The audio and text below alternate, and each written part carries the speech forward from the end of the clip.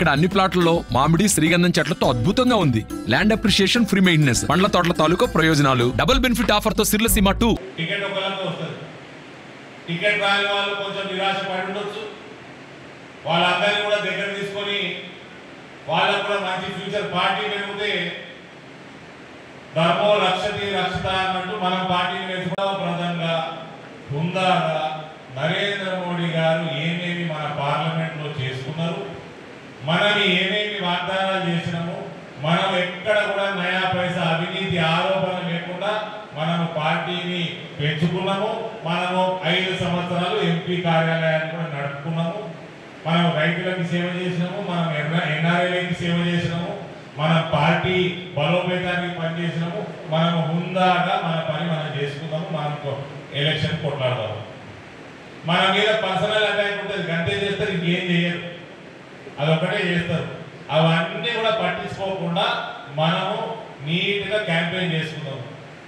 అయితే మా బాజిరెడ్డి గారు ఆయన వయసు మన గౌరవించాలా, ఆ వయసు కన్సిడర్ చేసుకొని ఆయన కాంగ్రెస్ పార్టీ నుంచి వచ్చిన ఆయనట కులంలో మున్నూరు కాపు కులంలో ఓటు కత్తెర పెడతారట. అందుకని ఆయనని కవిత పెట్టిందట.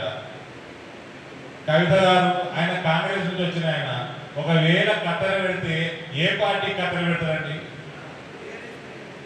ఏ బీజేపీ ఓటు బ్యాంకుకి ఎట్లా కత్తెర పెడతాడు? బీజేపీ ఓటు బ్యాంకు ఇక్కడ 4 ఇంతలు పెరిగింది. 90,000 నుంచి 3,70,000 దాకా పెరిగింది. ఇది నూతన ఓటు బ్యాంకు, ఇది యువత ఓటు బ్యాంకు, ఇది జాతీయత భావం ఉన్న ఓటు బ్యాంకు, ఇది హిందుత్వంతో రక్తం పొంగుతున్న ఓటు బ్యాంకు. కాంగ్రెస్ వాళ్ళు ఫోన్ చేసి మొత్తుకుంటున్నారు, మా కంటెంట్ ఫోన్ చేసి ఏడు కూడా కంటెంట్ బయటికి పోయా. ఇక కాంగ్రెస్ కున్న సంబంధాలు బీజేపీ అంటే ఓటు బ్యాంక్ కడిగేస్తారు అంటున్నా. సో ఈ రకంగా అభ్యర్థులు లేకుండా అభ్యర్థుల వారు ముందుకు రాని పరిస్థితిలో ఇవాళ మన అపోజిషన్ పార్టీలు ఉన్నాయి. ఇవాళ మనము వాగ్దానాలు చేసినాము, మనము రాసిచ్చినాము, మనము చరిత్ర తిరగరాసినాము. నేను అసెంబ్లీ ఎన్నికలలో 20,000 దాటిస్తే నేను ఒక్క సంవత్సరం పసుపు పొడికి టైం వేయగలన్నా. అది రాకంటే ముందే 20,000 అయిపోయింది. ఇక పనులు ఇప్పుడు మొదలు పెడుతున్నది పసుపు పోడు. ఇంకా కార్యాలయాలు మన దగ్గర రూపాయలు రావాలి. ఇంకోటి వాళ్ళు అడుగుతారు కాంగ్రెస్ వాళ్ళకి కార్యాలయం 100% మళ్ళా బాడీ పేపర్ రాసేయాలని అడుగుంది. కార్యాలయం ఇందూరు జిల్లాలోనే కార్యాలయం వస్తుంది. నరేంద్ర మోడీ ఈ గడ్డ మీద అనౌన్స్మెంట్ చేసింది. అయితే దానికి ప్రక్రియ వ్యవహారం ఎలక్షన్ల కోసం నరేంద్ర మోడీ గారు పని చెయ్యరు అన్న దానికి ఇదే నిదర్శనం. రైతులకి పంటకి ఏది బెనిఫిట్ అది చేస్తారు. ఇవాళ నరేంద్ర మోడీ గారి నాయకత్వంలో మనము కష్టపడి చేసుకున్న పనికి ఇవాళ రిజల్ట్ వస్తా ఉన్నది. నిన్న మన అంసాపూర్ రైతు సాగిలి తీసుకుపోయి 20,150 రూపాయలకి 16 క్వింటల్ల పసుపు మీద. చెరుకు ఫ్యాక్టరీలో నేను మీడియా ముఖంగా చెప్తా ఉన్నా. మొన్ననే గడ్కరీ గారు వచ్చిపోయాడు. గడ్కరీ గారితో నేను మాట్లాడినా, 1-to-1 మాట్లాడినా. ఈ ఎలక్షన్లు రాగానే ఈ ఏప్రిల్లో మనకు జరిగిన లోక్సభ ఎన్నికలు రాగానే నూతన ప్రభుత్వం రాగానే రాష్ట్ర ప్రభుత్వం కేవలం సహకారం అందిస్తే చాలు. సహకారం ఆ కోర్టులో ఉన్న విషయం నుంచి కోర్టుల సహకారం అందిస్తే చాలు. నెల రోజుల లోపల మళ్ళా షుగర్ ఫ్యాక్టరీలు తెరిపించే బాధ్యత గడ్కరీ గారు నాకు ఆయన వాగ్దానం చేసిపోయారు. 1 month after election we only need cooperation of state government.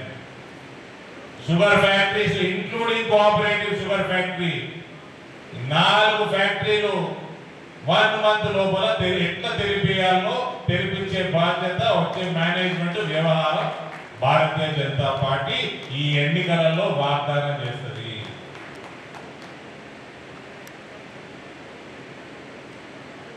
ఎన్ఆర్ఐల కోసం ఏ ఎంపీ కూడా చేయనంత మన కార్యాలయం నుంచి ఎన్ఆర్ఐ సోదరులకు సేవ చేసుకునే అవకాశం నాకు దొరికింది. కాబట్టి అన్ని రంగాలకి మనము మోదీ గారి ప్రభుత్వంలో మనం సేవలు అందించుకునే భాగ్యం దొరికింది. ఎక్కడ కూడా అవినీతి లేకుండా, అవినీతి మచ్చ లేకుండా మోదీ గారి దిశానిర్దేశంలో మనం ఇక్కడ పార్టీని పెంచుకున్నాము, పార్టీని నడుపుకున్నాము. ఇదే పాజిటివ్ అంశాలతోటి మనం ప్రజల దగ్గరికి పోయి మనం ఈ ఎన్నికలు కొట్లాడదాము, ఓట్లు అడుగుదాము. ప్రజలందరూ కూడా పెద్ద ఎత్తున మనకి ఇందూరు పార్లమెంట్లో ఎన్నడూ కూడా అంచనా వేయకుండా అంత ఓటు శాతం ఈసారి పార్లమెంట్లో రాబోతా ఉంది. 2014, 2019 కలిపితే ఎన్ని ఓట్లు వచ్చినాయో దాదాపు అన్ని ఓట్లు 2024లో మనకి లోక్సభకు వస్తాయి. ఇక హిందూ పార్లమెంట్ దగ్గరలో రెండో స్థానం ఉండదు. కాబట్టి వాళ్ళు అవతల వాళ్ళు ఏమన్నా దయచేసి పట్టించుకోకండి, పాజిటివ్ క్యాంపెయిన్ చేయండి, మోడీ గారి పేరు తీసుకెళ్ళండి, కార్యక్రమాలు తీసుకెళ్ళండి, ప్రజల్ని రాముల వారు మోదీ గారికి ఆశీర్వాదించినట్టు మీరు కూడా ప్రజల్ని కూడా మోదీ గారికి ఆశీర్వదించాల్సిందిగా మనం విన్నవించుకుందాం. ఇంటికి పోయి దానికి మించి మనం ఎక్కువ తక్కువ రాజకీయాలు కూడా అవతల పార్టీ వాళ్ళతో చేయాల్సిన అవసరం లేదు. పాప మా జీవన్ రెడ్డి గారు అరవింద్ మోడీ గారి పేరు చెప్పకుండా డైరెక్ట్ ఓటు అడగాలి అన్నారు. అంకుల్ మీరు ఎట్లా చెప్తే అట్లా చేస్తా, కానీ మీకు మోడీ గారు అంటే భయమా, లేకపోతే మీ నాయకుడు రాహుల్ గాంధీ పేరు వస్తుందని ఇంకెక్కువ భయమా? ఆయన రాహుల్ గాంధీ పేరు ఎక్కడ వస్తుందని భయపడుతున్నట్టున్నాడు. మనం బాజాబ్తా మోడీ గారి పేరు తీసుకుపోదాం. మోడీ గారి పక్కకి బొమ్మ పక్కకి ఇగో ఈయన కాంపిటీషన్ రాహుల్ గాంధీ బొమ్మ కూడా పట్టుకోవాలి. జీవన్ రెడ్డి గారికి ప్రతిరోజు రాహుల్ గాంధీ గారి దర్శనం చేయించారు. మోడీ గారు అంటే ఇంత భయం అయిపోయిందండి కాంగ్రెస్ వాళ్ళకి. కాంగ్రెస్కి నాకున్న అవగాహన బట్టి చెప్తున్నా, మొత్తం 543 స్థానాలలో కాంగ్రెస్ పార్టీ ఈసారి 30 స్థానాలు దాటితే ఎక్కువ. కేరళలో కూడా తగ్గుతున్న కాంగ్రెస్ పార్టీ, మహారాష్ట్రలో తగ్గిపోయిన కాంగ్రెస్ పార్టీ, కర్ణాటకలో కూడా పోయినసారి 1 సీట్ వచ్చింది, ఈసారి 1 వస్తే గొప్ప. తమిళనాడు, కేరళలో వస్తే 15 సీట్లు వస్తాయి. మిగిలిన భారతదేశం మొత్తంలో 15 సీట్లు కూడా రావాలి. ఇది కాంగ్రెస్ పార్టీ పరిస్థితి. కాబట్టి మనము నరేంద్ర మోడీ గారి బ్రాండ్ తీసుకొని ఇంటింటికి పోయి మనము మన బూత్ స్థాయిలో పని చేసుకొని క్యాంపెయిన్ చేసుకొని పెద్ద ఎత్తున ఇక్కడ విజయం నమోదు చేయాల్సిందిగా మీ అందరినీ కూడా రిక్వెస్ట్ చేసుకుంటూ సెలవు తీసుకుంటాను. భారత్ మాతాకి. మరి ఎన్నో కష్టాలు, ఎన్నో సంవత్సరాల నుంచి కాశీ జెండా మోసి కాశీ జెండా నమ్ముకొని భారతీయ జనతా పార్టీ సిద్ధాంతాన్ని నమ్ముకొని ఎంతమంది నాయకులు వచ్చినా, ఎంతమంది నాయకులు పోయినా ఈ పార్టీ కోసం ఆర్మిషన్ శ్రమించేటువంటి మీరు నిజమైనటువంటి భారతీయ జనతా పార్టీ కుటుంబ సభ్యులు.